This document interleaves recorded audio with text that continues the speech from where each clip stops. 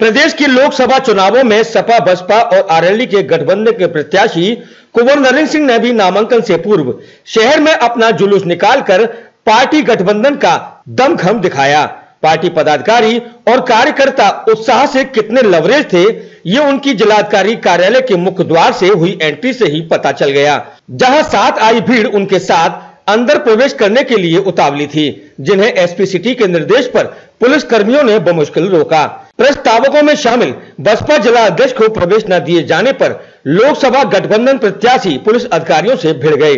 बाद में ये स्थिति जैसे तैसे संभली और कुंवर नरेंद्र सिंह अपने प्रस्तावकों के साथ नामांकन करने अंदर पहुंचे। नामांकन के बाद उन्होंने पत्रकारों से बातचीत में भाजपा की लोकसभा प्रत्याशी सेनेतार का हेमा मालिनी पर विकास कार्य को लेकर प्रहार किया।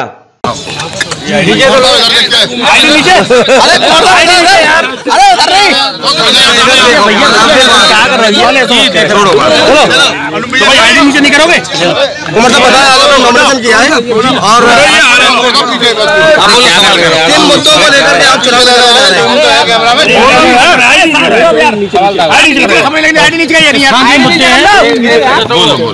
स्थानीय मुद्दे हैं, स्थानीय मुद्दों को ही लेके राष्ट्रीय मुद्दे तो हमारे राष्ट्रीय नेतृत्व उठाएगा, लेकिन हमने तो जो स्थानीय मुद्दे हैं, जमुना प्रदूषण का मुद्दा है, किसानों की समस्या का मुद्दा है, स्थानीय रोजगार का मुद्दा है, पर्यटक से धार्मिक श्रद्धालु यहाँ इतना आता है, इसका है एनसीआर में शामिल होना चाहिए मथुरा, वो मुद्दा है।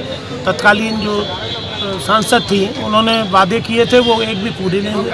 यहाँ तक कि रावल जैसा गाँव जो राधा रानी का जन्मस्थल है, मानागढ़ी, वो किसानों का एक बहुत बड़ा गाँव है, वो एयरपोर्ट का उन्होंने झूठा वादा किया। मतलब कोई भी, वैसे तो मीरा और राधा है, लेकिन उन्होंने ब्रज के लिए कुछ भी नहीं किया। अब नृत्य किए होंगे, वो सब बातें अलग है, वो उनकी अभिनेत्री है, उनका एक स्वरूप है, लेकिन जनप्रतिनिधि का जो दायित्व होता है उसका निर्वहन नहीं। अब महागठबंधन के प्रत्याशी का मुकाबला बीजेपी से होगा या किससे होगा?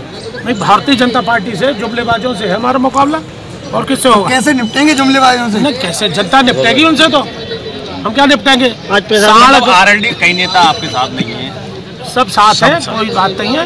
परिवार में रूठा बैठी हो जाती है, घर में बर्तन प्रशासन से नोकझोंक कुछ नहीं हुई, दरोगा जी थोड़े तेजी में थे तो उनको थोड़ा नरम किया गया। अच्छा, लंका में विभीषण से कैसे कोई विभीषण नहीं है, कोई लंका नहीं है, और यहाँ सब भगवान मर्यादा पुरुषोत्तम राम के अनुयायी है, उनके ही रथ को लेके आगे चल रहे हैं। और यहाँ तो मैं पहले भी कह चुका हूँ कि यहाँ बांके बिहारी और बम्बई की लड़ाई है। जनता बांके बिहारी को चुनेगी कि बम्बई को ही आगे 18 तारीख को। आप अपने को बांके बिहारी मानते हैं? मैं जनता को मानता हूँ, जनता जनार्दन होती है, जनता में ईश्वर का वास है, वो जो निर्णय लेगी वो सही लेगी और उचित लेगी और सही समय पर लेगी। Thank you. आप स्थानीय मुद्दों की बात कर रहे हैं, लेकिन जाति समीकरण की बात करें तो जाति समीकरण में तो 54% है हम हमारे। अगर वही जाति समीकरण को आप मान रहे हैं तो उसमें तो कहीं कोई भारतीय जनता पार्टी स्टैंड ही नहीं करती। कहीं अरिजीत का निर्णय अगर उन आंकड़ों पर लगाया जाए तो वो कहीं स्टैंड नहीं। अब ये तो साहब जनता लहराएगी, मैं तो लहरा ही रहा हूँ, वर्षों से लहरा रहा हूँ। तो मैं आभार व्यक्त करता हूँ अपने राष्ट्रीय नेतृत्व का, माननीय अजीत सिंह जी का, जैन जी का, कि मुझ जैसे अदना कार्यकर्ता को उन्होंने 3 बार पुरस्कृत किया। विधानसभा भी लड़ाया, मुझे जिलाध्यक्ष भी बनाया और आज लोकसभा भी लड़ा रहे। योगी जी ने सभा करी, खाली नहीं कुर्सियाँ आपने देखा नहीं। छाता शुगर मिल जो कि ज्वलंत मुद्दा है, और खुदा के वो पहले कह गए थे कि मैं इसको चालू कराऊंगा, लेकिन छाता शुगर मिलों की बात तो करी। एक पत्रकार महोदय कह रहे थे नहीं साहब शुगर मिल की तो बात करी, भाई छाता की नहीं करी।